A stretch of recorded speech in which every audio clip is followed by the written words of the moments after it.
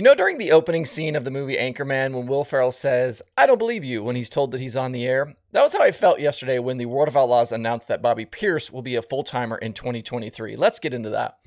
It's Thursday, January 19th. I'm Justin Fiedler. This is Dirt Tracker Daily.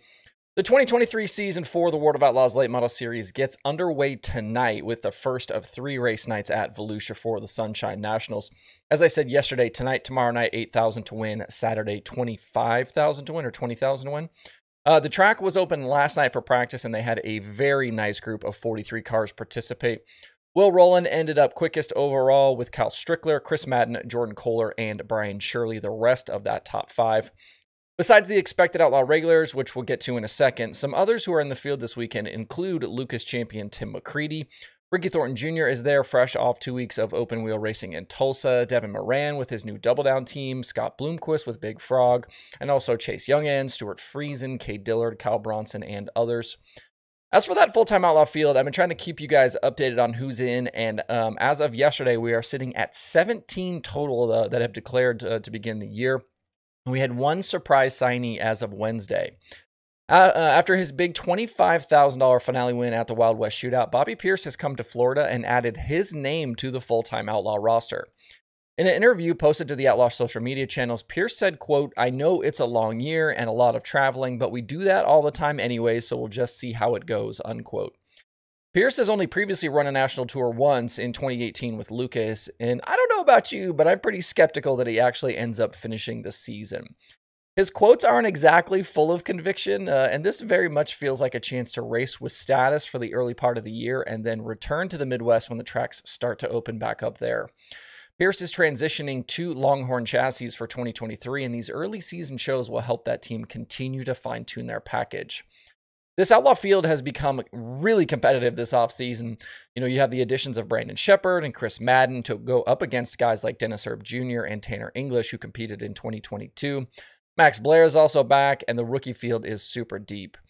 Pierce has won 4 times against the Outlaws in his career, but the paradigm changes pretty dramatically when you're racing every night versus just the tracks you want to race. Maybe I'm wrong here, but I don't feel like I'll trust that he's in for real until he rolls into World Finals in November, still carrying that full-time status. With the addition of Pierce, though, the field will begin with 17, and they are Erb, English, Shepard, Madden, Pierce, Blair, Boom Briggs, Todd Cooney, Gordy Gundaker, Ryan Gustin, Logan Martin, Dustin Walker, Nick Hoffman, Brent Larson, Shane Clanton, Peyton Freeman, and Johnny Scott. The rookies in that group include Cooney, Freeman, Hoffman, Martin, Pierce, Scott, and Walker. I think sitting here in January that the championship battle is really between Shepard, Erb, English, and Madden. Shepard looks strong at Vado, and I believe he'll be extra motivated to show what he can do away from the Rocket House car this season. Erb is obviously the defending champion, but the competition has ramped up significantly this season. And Madden has come close to the Outlaw title before, and he is coming off an epic season that, under normal circumstances, would have gotten way more fanfare than it did had it not been for Jonathan Davenport's $2 million year. Madden made almost $1 million on his own. And English showed late last year that he can contend and win races, and that team has been fast in their few appearances together so far. And I'm sure I'll hear it from someone that I didn't include Max Blair in this title conversation, but as much as I think he's talented, we need to see more from that Boom Briggs team before we can call Blair a real contender. Looking at this weekend specifically, Dale McDowell and Ashton Winger were winners a year ago, but remember that Volusia had undergone surface changes with new dirt, and the track was really rough and really heavy for that event. Things should be much better this year. Also, Winger is in attendance, but McDowell is not. The team posted yesterday that they are not coming because of the new tire rule in effect and the added cost of it. At Dirt Car Nationals in 2022, we had 4 different winners in Madden, Erb, McDowell, and Brandon Overton. Other past Volusia winners include Devin Moran, Kyle Strickler, Kyle Bronson, Jimmy Owens, and Bishop. If you can't get to Volusia over the next couple of days, Dirt Vision will have live coverage of all 3 nights, and we'll talk about more about the weekend and what happens tonight on tomorrow's show as well. For the rest of the week over at shop.dirttracker.com, I'm running a sale on hats and t-shirts. No coupon code is necessary. You just automatically get the discounts, and shipping and sales tax are still on me for U.S. buyers. I'll probably run the discounts through the weekend, so grab something while you can. You can also snag a decal or 2 while you're there. So head over to shop.dirttracker.com to buy. I'm getting orders out in the mail just as quickly as I can. So if you order today, I will most likely have it in the mail today. Back right before Christmas, I did a daily show about Hoosier bringing in new sprint car tires for 2023. But we weren't sure then about when they would actually be mandated this year. If you aren't aware, there will now be a single left rear available across all of sprint car racing, what they are calling the D12A. It's a hybrid construction between the previous RD12 and H12 left rears. It has a new tread pattern that is designed to help reduce chunking and blistering. The new right rear is available in 2 compounds, medium, which goes unchanged, and the D15A, which replaces the H15 and is slightly more firm. In that release from Hoosier in December, Neil Kalman said that competition in January and February for sprint car racing would go on as normal with the old tires, and that would help teams and distributors use up any existing inventory they had. As of yesterday, thanks to a rules update from the World of Outlaws Sprint Car Series, we know these new tires will be mandated on their side starting on March 10th. So March 10th going forward, everybody will be required to be on the new Hoosier Sprint Car tires. That Outlaw rules update also included some verbiage about seatbelts and then the fire suppression rule that's kind of been talked about and there's some debate about.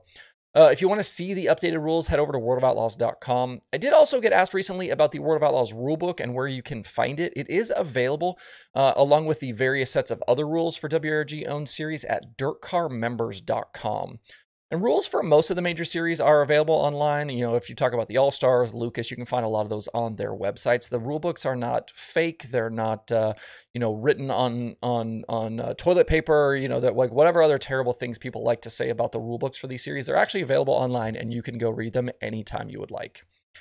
It's been a few months since we had an interview show in the feed, but I posted a new one last night.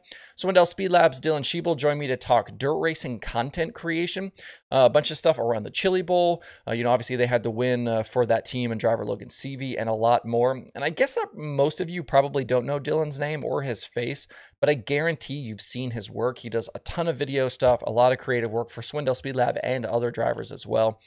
The video is about 40 minutes long. There's some really good stuff in there, especially if you're interested in making videos or content around racing. You can find that Conversations episode on the YouTube channel and in the podcast feed. It's a pretty solid Thursday in January across the streaming services. Dirt Vision has the opening night for the World of Outlaws late models at Volusia plus Dirt Vision Now. Flow Racing has the first night of Winter Nationals from East Bay and Flow 24/7. Play Per View has action from Toowoomba and Perth, and Speed Sport has IMCA racing from Central Arizona. To see the full daily streaming schedule with links to watch, visit dirttracker.com/watch tonight. All right, that's it for the show today. Hope you have a good Thursday out there. Thanks everybody for tuning in. We'll be right back here tomorrow for more Dirt Tracker Daily.